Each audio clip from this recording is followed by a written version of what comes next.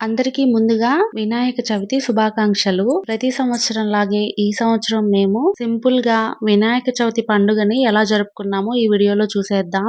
ఈ సంవత్సరం అయితే మా వారు వినాయకుని విగ్రహాన్ని తయారు చేశారండి. మామూలుగా ప్రతి సంవత్సరం నేను పసుపు ముద్ద చేసి అందులో నా దగ్గర ఉన్న చిన్న విగ్రహాన్ని అచ్చులాగా వేసి పూజ చేసుకునేదాన్ని. బట్ ఈ సంవత్సరం మా వారు బియ్యం పిండితో నేను తయారు చేస్తాలే అని చేశారు. మా వారు వినాయక స్వామి విగ్రహాన్ని తయారు చేసే లోపు నేను ప్రసాదాలన్నీ ప్రిపేర్ చేసేసాను. వడలు, పూర్ణాలు, పొంగలి, పులిహార ఇంకా పరమాన్నం. వినాయక స్వామి ప్రత్యేకంగా భోజన ప్రియులు కాబట్టి నాకు కుదిరిననిలో చేయగలిగిననిలో చేశాను.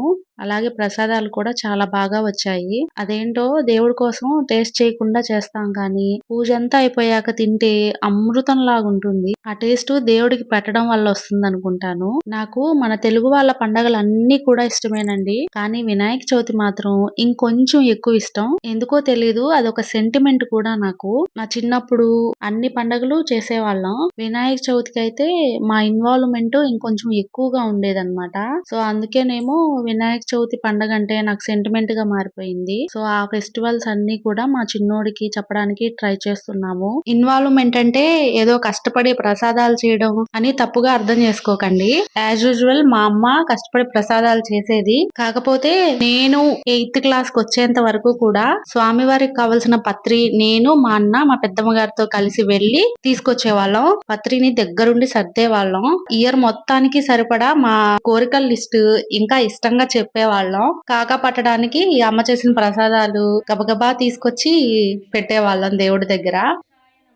ఈ సింగపూర్ లో పీఠాలు అవి తెచ్చుకోవడం కష్టం కాబట్టి మా ఇంట్లో ఉన్న అట్టపెట్టెని కింద పరుచుకుని దాని మీద నా దగ్గర ఉండే డెకరేషన్ క్లాత్ ని పైన వేసానండి. దానిపైనే పూజ అంతా చేద్దామని చెప్పేసి కొంచెం అలా సెట్ చేసుకున్నాము. సో అరిటాకు పెట్టి అరిటాకు మీద స్వస్తిక్ వేసి అందులో మా చిన్ని వినాయకుడిని ప్రతిష్ఠించేసాము. ఈ పరాయి దేశాలలో వినాయక చవితికి కావాల్సిన పత్రి దొరకాలంటే చాలా కష్టం అండి. అలాగని లేదు లేదు అని కూర్చునే కంటే దొరికిన వాటితో ప్రశాంతంగా చేసుకోవడమే మంచిదని నా అభిప్రాయం. ఇందాక చెప్పినప్పుడు కుడుములు ఉండ్రాళ్ళు చెప్పలేదు కదా.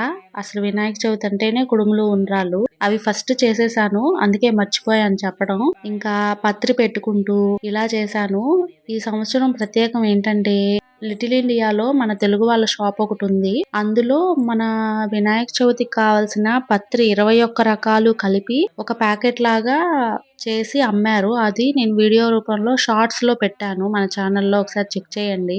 దాని కాస్ట్ చాలా ఎక్కువ.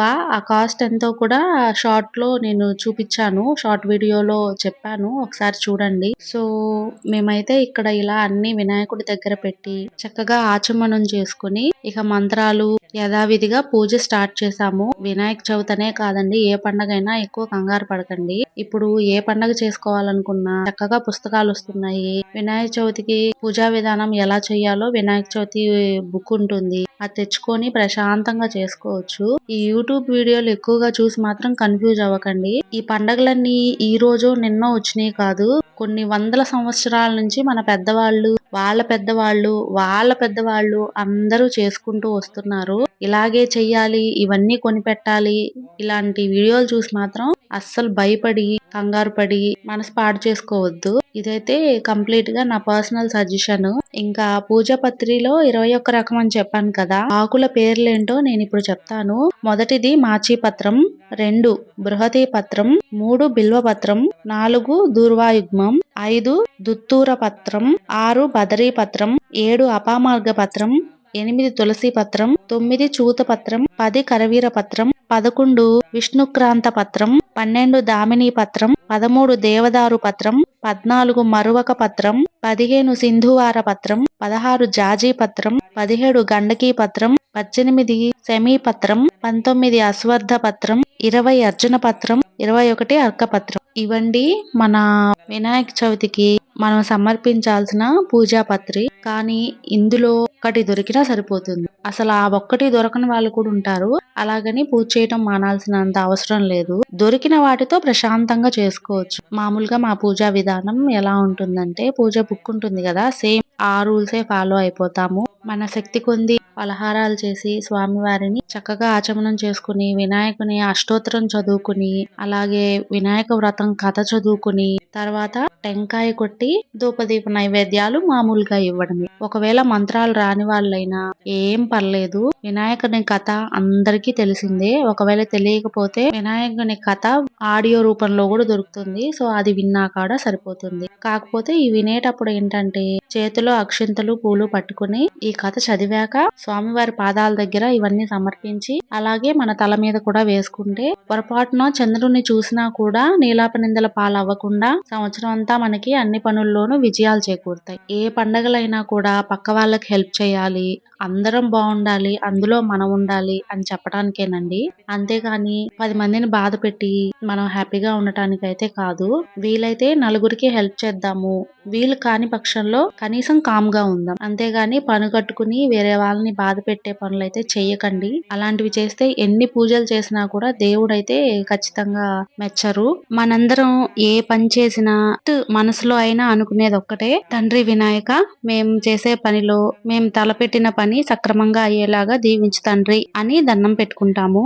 ఇలాంటి వినాయక చవితుల్ని పల్లెటూరులో గాని సిటీలలో గాని అందరూ కలిపి ఒకటిగా చేసుకోవడం చాలా సంతోషకరమైన విషయం అండి. సో ఇక్కడైతే మాకు పూజ అయిపోయింది. మాకు చిన్నప్పటి నుంచి అలవాటు ఏంటంటే పూజ అయిపోయిన వెంటనే ఇంట్లో పుస్తకాలు ఉంటాయి కదా చదువుకునేటప్పుడు, ఆ పుస్తకాలకి ఓం, స్వస్తిక్, ఇంకా శ్రీ ఇలాంటివి రాస్తూ ఉంటామన్నమాట.